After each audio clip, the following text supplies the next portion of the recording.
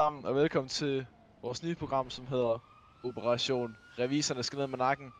Og i det her program, der vil vi dykke dybere ned i, hvad revisorerne laver og deres arbejde og deres indblanding i kriminalitet. Altså hvordan de hjælper bandemedlemmer og bander med at hvidvaske deres penge.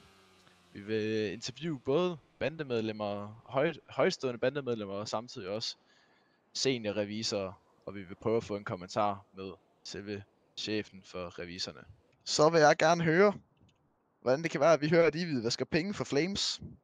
Hvidvasker penge for Flames? Ja. Noget du kender til? Nej. Nej. Altså jeg ved, at vi har et firma for en, der muligvis er i Flames, tror jeg. Men det er Ja, ikke, jeg har ikke styr på, hvilke bander de er med, fordi bandetøj og sådan noget, det er bandløst på vores kontor. Så hvis de har bandemarkeringer på, så bliver de pænt bedt op at gå igen. Men I stiller ikke spørgsmål, når I ser mistænkelige transaktioner? Jo, selvfølgelig gør vi det. Men hvordan kan det så være, at I hvidvasker for bander? Og for folk, der er associeret med bander? Bander? Ja, det gør I da. Ja. Det har vi hørt fra Altså Pernille Kilde. ja, med bander, ja. Men de er jo ligesom mennesker som alle os andre. Men de tjener penge ulovligt. Er du sikker på, at det er ulovligt, hvis du for eksempel har en pølsevogn? Så det er fair nok, vi kan jo se, at der står en pølsevogn nede på hjørnet. Ja, det er rigtigt. Men det er jo bare det sådan, det ser ud til jo. Det er ikke, hvor pengene rigtig kommer fra. Det jo ved stoffer jeg jo ikke på noget om. gaden. Jeg ser jo bare, at det er der, det kommer fra jo. Så du synes ikke, altså du hjælper dem jo med at tjene pengene. Så når Henriette, hun sidder derhjemme og venter på sin søn kommer hjem fra gaden, men det gør han ikke, fordi han har taget en overdosis, så er du faktisk medskyldig. Jeg tager sgu da ikke stoffer, eller har noget med stoffer at gøre. Nej, men du hjælper dem med at drive businessen. Ja, for deres pølsevogn. Er der ikke noget med pølsevogn at gøre det her? Må jeg lige træde hende? Jamen, jeg har ikke lige styr på, hvad for firma de har. Nej, men det er det, jeg skal undersøge. Det er da bander. Jamen, jeg ved ikke, hvem der har medlem af de bander. Jo, jeg ved godt, der er bander ude på gaden. Men igen, de har jo ikke bandemarkering på her på kontoret. Nå, hej Kasper og Christian. Så Christian, du er jo medlem af en bande, og er det ikke rigtigt, at du får hvidvasken i penge her hos Kasper? Hvad for noget? Jo. Og hvor mange millioner er det cirka? Det ved jeg ikke. Det er så mange, du ikke har talt på det, eller hvad? Det må vi hellere få set på. Det kan simpelthen ikke være rigtigt. Der skal med ikke gøre noget forkert heroppe. Er det den eneste kommentar, du har? Det er den eneste kommentar, jeg har.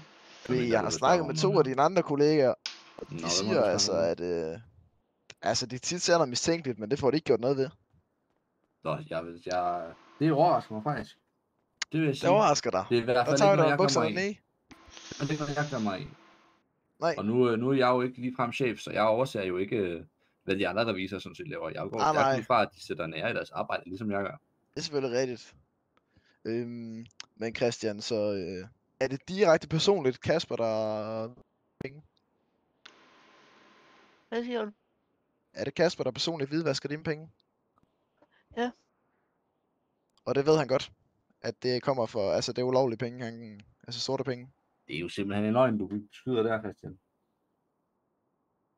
Hvad fanden er det for Jeg synes da ellers, at vi gik herind, der hilste vældig fint på ham, som han var i din inderkreds. Ja, det er fordi, vi har fælles venner. I har fælles venner? Ja. Måske nogle endnu højere inden for banderne, som du også hvidvasker penge for, måske? Nej, jeg hvidvasker som sagt ikke penge. Det gør du ikke? Nej, det gør jeg nok ikke. Du kan jo lige så godt indrømme det. Jeg vil sige, du står i meget dårligt lys lige nu. Men jeg kan jo ikke indrømme noget, der ikke er rigtigt, jo. Det er selvfølgelig rigtigt. rigtigt. Så vil jeg jo stå og lyve. Må vi så se nogle af jeres transaktioner? Nogle papirer? Om du vil se fakturer fra firmaer? Ja, fakturer. Jamen, så skal du finde en firmaer, jo. Jamen, ham har vi sgu ringet til, men han har ikke lyst til at snakke med os. Nå. Hvem har du haft fat i? Jeg har fat i Elvis. Jamen, han er jo chef. Nej, det er jo chef, men jeg tænker, der er en adgang til det. Nå, men han må jo ikke bare dele fakturer ud for firmaet. Der skulle selvfølgelig lige snakke med indhaveren af firmaet. Det er jo fortrolige oplysninger, der står på det dokument også. Jamen, det får vi så gjort. Og så vender vi tilbage. Jamen, det skal du være velkommen til. Ja, det er bare i orden. I må en god dag. Jo, tak. Det var så det for dagens afsnit. Og hvis I derude står med nogle fakturer som virksomhedsejer og gerne vil komme frem med det, så er I velkommen til at kontakte os, og det foregår selvfølgelig alt sammen anonymt, så der er ingen, der ved, hvem I er. Og I kan bare kontakte os på vores numre, som kommer op her.